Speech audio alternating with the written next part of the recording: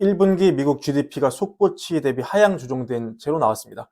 1분기 미국 GDP 상승률이 1.3%를 기록해서 지난번 나왔던 속보치 1.6%를 밑돌았습니다.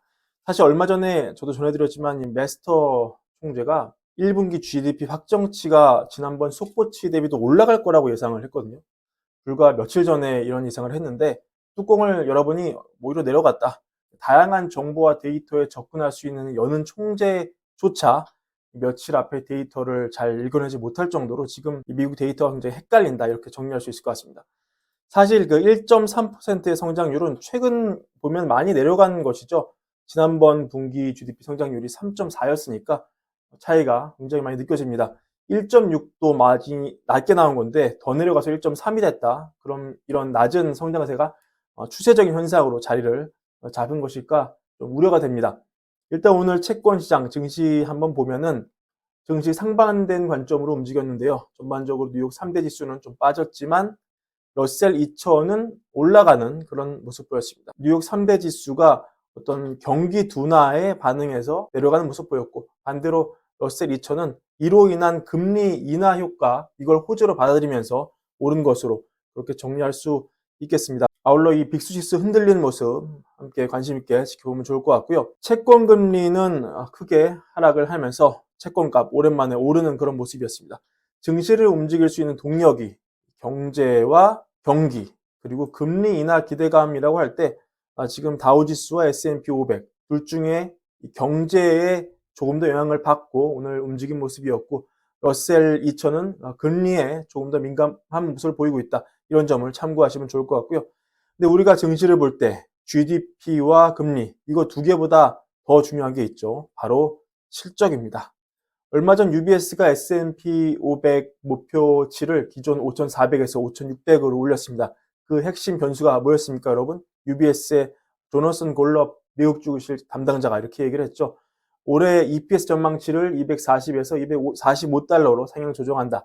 올해 기업 이익이 지난해 대비 11.4% 대비 올라갈 것으로 예상한다. 앞서서 도이체방크도 비슷한 분석 보고서 냈습니다. 기업 실적의 호조가 주식의 가치를 올릴 것이다. 그러면서 S&P 500 연말 목표치를 5,500으로 올린 바 있습니다.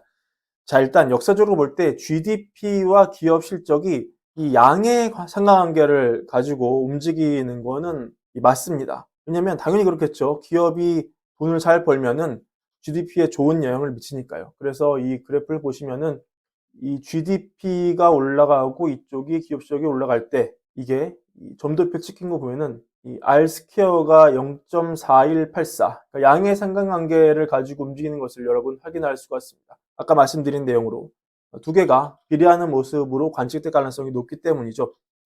그러면 만약에 이런 식의 시나리오가 펼쳐지면 GDP 전망치 내려가는데 기업 실적은 월가 예상치로 올라간다면 증시는 내릴까요? 아니면 오를까요? 이 표를 보시면 네 가지 관점이 있습니다. GDP 감소, EPS 증가, GDP 증가, EPS 증가, GDP 감소, EPS 감소, GDP 증가, EPS 감소입니다. 이때 S&P 500의 평균 수익률, 중간 수익률이 각각 표시되어 있는데 가장 높은 평균 수익률은 GDP가 감소하고 EPS가 증가하는 경우 3.6%였습니다. 이 경우에 긍정적인 수익률, 즉 양의 수익률을 기록한 비율이 78.8%로 역시 가장 높았습니다. 그러니까 이런 거죠.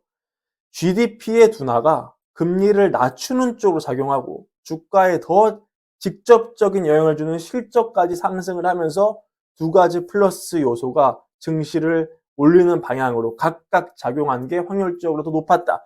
역사를 보니까 이런 결과가 나왔더라. 우리가 이런 자료 참고하면 좋을 것 같습니다.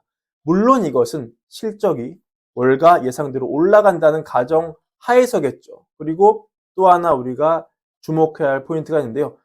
이 옐런 재무장관이 최근에 이런 발언을 많이 하는데요. 최근에 미국 정부 부채가 심각하다 이런 얘기 많이 하잖아요. 이 부분이 미국 경제의 어떤 전반적인 경쟁력을 갉아먹을 가능성에 대해서 많은 우려가 나오고 있는데 옐런이 정한 마지노선이 있습니다. 그 마지노선이 뭐냐면 2%예요. 2%. 무슨 2%냐? GDP에서 순이자가 차지하는 비율이 2%를 넘어서는 안 된다. 어차피 그 누구도 미국 정부한테 원금 갚아라 이런 얘기는 잘 안 하잖아요. 결국은 이자가 중요한 거죠. GDP에서 이자가 차지하는 비중이 2%를 안 넘게만 관리하면 된다. 이게 옐런의 관점인데, 근데 이런 겁니다. 자, 이게 충족되려면 결국 두 가지예요. 너무 간단하죠. 하나는 분모가 늘거나 GDP가 늘거나 아니면 분자가 줄거나 이자가 줄거나.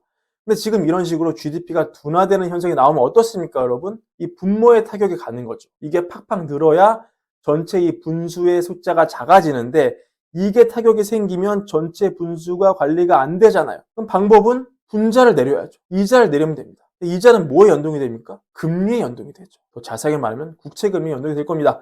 그러면 만약에 관리 측면에서만 보자면 재무부는 낮은 금리를 간절하게 원하는 그런 입장일 수 있습니다. 왜냐하면 이 비율 관리를 해야 되는데, GDP 성장이 둔화되면 결국 분모인 이자를 줄이기 위해서 금리를 내리는 걸 강하게 원할 수밖에 없다는 그런 뜻이죠. 또 올해 선거가 있잖아요. 이렇게 선거가 앞두고 경제가 둔화되면 민주당 입장에서 앞으로 선거가 걱정이 되겠죠. 마침 방금 속보가 나왔습니다.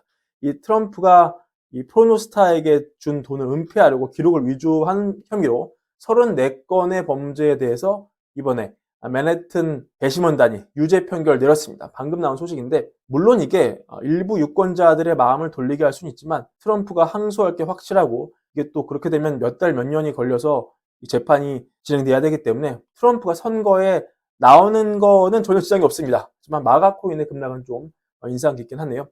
여튼 이 지난 1분기 미국 정부 지출이 낮은 상황이었습니다. 그러면 2분기, 남은 3분기에는 이 GDP 숫자를 끌어올리기 위해서 미국 정부가 더 가열차게 곡간을 열 욕구를 느낄 수 있습니다. 이번 낮아진 1분기 GDP가 앞으로 경제에 미칠 영향, 증시에 미칠 영향은 이렇게 압축해서 세 가지로 정리할 수 있는데요. 말씀드린 대로 역사적으로 GDP 둔화, 실적 증가 사이클이 증시에 가장 좋았다. 옐런 장관이 2% 룰을 지키려면 금리 인하를 더욱 선호할 수 있다. 1분기 정부 지출 둔화가 GDP 둔화를 이끌었기 때문에 2, 3분기에는 다를 수 있다. 이렇게 정리할 수 있고 판단은 여러분께 맡기겠습니다.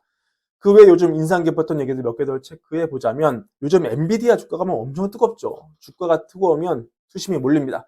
근데 이게 레버리지도 많이 몰렸나 봐요. 그래서 지금 데이터 보시면 엔비디아 2배를 추정하는 ETF에 이렇게 자금이 급격하게 몰려들고 있는 모습 여러분 확인할 수 있습니다.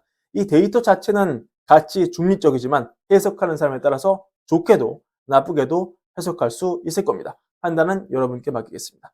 최근 연준 위원 발언 많이 나왔습니다. 무슨 내용이 있었는지 한번 살펴보자면요. 사실 지금 연준 위원의 발언이 너무 뻔하긴 하지만 그래도 살펴보겠습니다. 이 윌리엄스 뉴욕 연은 총재, 올해 하반기에도 인플레이션이 계속 하락할 것으로 보인다. 이 금리 상승이 경제를 억제하고 있는 효과가 분명히 나오고 있다. 그래서 지난 1년간 경제 동향은 통화 정책이 제한적이라는 충분한 증거를 제공한다. 따라서 금리 인상 가능성은 낮다. 좀 더 구체적으로 보면 PC 기준으로 인플레는 올해 말까지 2.5%로 하락하고 내년에는 2%로 가까워질 것으로 보인다. 실업률은 올해 말 4% 올라갔다가 내년에는 3.75로 좀 하락할 것이다. 이렇게 윌리엄스 총재는 보고 있습니다. 굴스비 시카고 연은 총재 이렇게 말했습니다. 전체 인플레 2% 되돌려면 주거비 인플레 완화가 중요하다. 그리고 공급망과 노동력의 추가 개선이 헤드라인 가격 인상을 완화하는 데 도움이 될 것으로 기대한다. 즉 파월이 계속 강조하는 이민의 순효과, 이민이 경제에 영향을 미치면서 GDP도 올리고 물가를 잡는 두 마리 토끼 효과가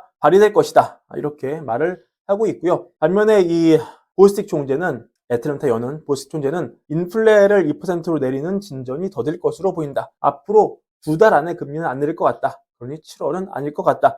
하지만 나는 데이터 중심적으로 사고하는 사람이고, 만약 그 데이터가 금리 인하를 정당화한다면 나는 그것에 열려 있지만 지금 시점에 나의 전망은 아니다. 이렇게 얘기했습니다. 참고하셨으면 좋겠습니다. 그리고 이 트럼프, 아까 잠깐 말씀드렸는데 트럼프가 여전히 대선에 나올 수 있는 이유, 크게 세 가지 정리하고 끝낼까 하는데요. 1번, 일단 법적인 제한이 없죠. 미국 법에는 유죄 판결을 받은 사람이 대통령 선거에 출마할 수 없다는 명시적인 조항이 없습니다. 따라서 트럼프는 유죄 판결을 받았지만 출마할 수 있습니다. 또 이번에 나온 그 트럼프 유죄는 트럼프가 굉장히 많은 건에 지금 연루되어 있는데 선거 관련 중범죄가 선고된 게 아니죠. 기록 위조와 관련된 그 건이 이번에 유죄 판결이 나온 겁니다. 이거는 판사가 의무적으로 깜빵에 감옥에 안 보내도 되는 사안이고 집행유예를 판결할 수도 있고 벌금이나 이런 처벌로 돌릴 수 있습니다. 게다가 트럼프는 초범이기 때문에 이 건으로 감옥에 갈 가능성은 더 낮습니다. 또 아까도 말씀드렸지만 트럼프는 분명히 항소를 할 것이 확실하기 때문에 항소 절차는 몇 달, 몇 년이 걸릴 수 있지 않습니까? 이 과정에서 그의 법적 상태가 확정이 안 되기 때문에 출마에 영향을 미치지 않습니다. 자, 오늘 뉴스가 좀 많았습니다. 브랜베어 이것으로 정리하고요. 물갈부 구독과 좋아요, 사랑도 함께 부탁드립니다. 감사합니다.